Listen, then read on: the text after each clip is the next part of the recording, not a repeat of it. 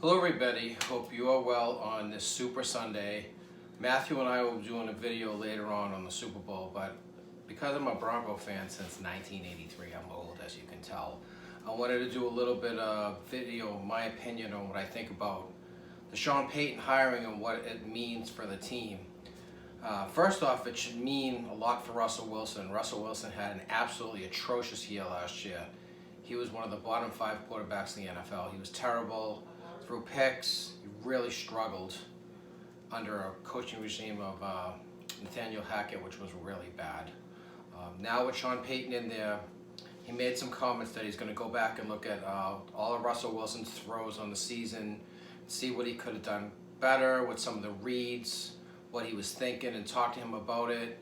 Then also he wanted to take some of his plays from when he was with the Saints that Drew Brees ran well, that worked for sure, and also some of the plays that he thinks would be to Russell Wilson's strengths that he had in the playbook. Even go back to when he was an offensive coordinator in Dallas back in the early to mid 2000s under Parcells.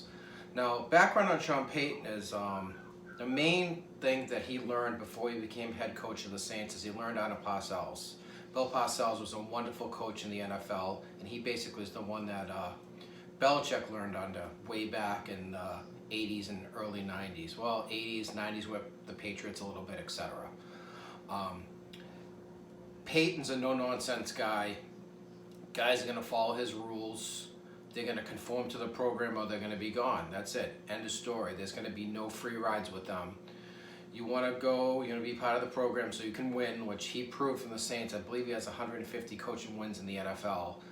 That he can get the job done. You have to believe in that. If you don't believe in the program, you're going to be gone, which is fine. Which you need to get starting over, and you have a rich front office here that's going to back you. I mean, they gave him an $18 million a year contract, so they really believe in what Sean does, which is very important.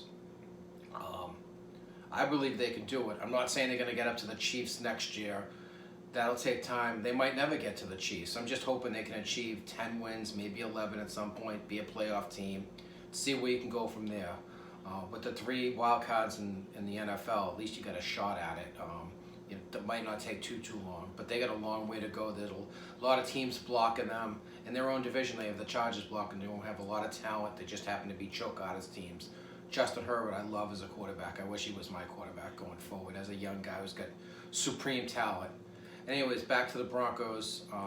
They need help in the wide receiver department, even though we think they're talented. Guys didn't get open last year. Judy is excellent. Cortland Sutton had a disappointing year. Tim Patrick was hurt. KJ Hamlin was hurt. They need some help. I hope they draft somebody. Well, they can't. They're going to be drafting lower. But, you can find guys in the 3rd round of wide receivers. Why not?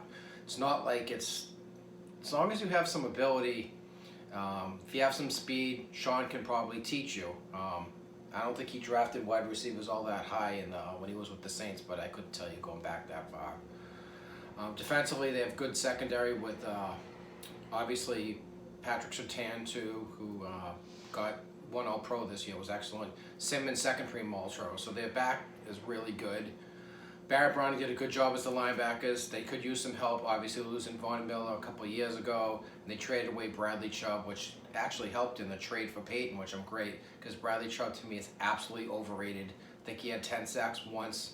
The Miami Dolphins gave him a huge contract, which I don't believe he deserves, just from watching him all these years. Just my opinion. Draymond Jones up front.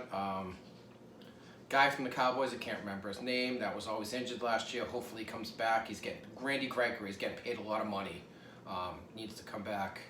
We'll see. The culture of the team needs to change, though, and I'm hoping Sean does that. I'm cautiously optimistic. It's been a long time. The Broncos have sucked for 7 years. They've had 7 years of missing the playoffs. Been under 500 for 6 years. The best year was under Vic Fangio, 7-9. That's pathetic, really.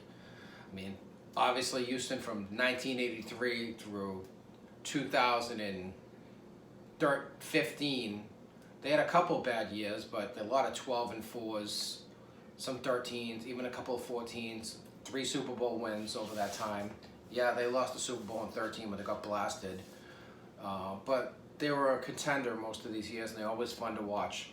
Not that I expect perfection, but I'm just hoping that they can get back in there. There's nothing more than a fun time when your team's in the Super Bowl.